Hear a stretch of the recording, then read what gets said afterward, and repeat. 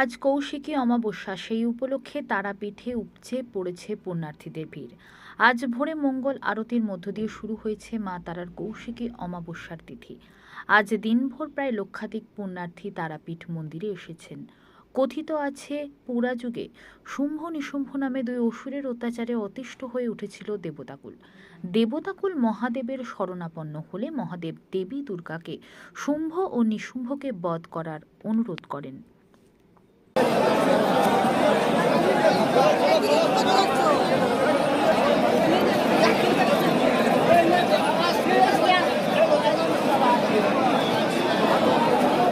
এবং অন্যান্য দামি জিনিস সাবধানে রাখুন এবং সবসময় সতর্কভাবে থাকুন।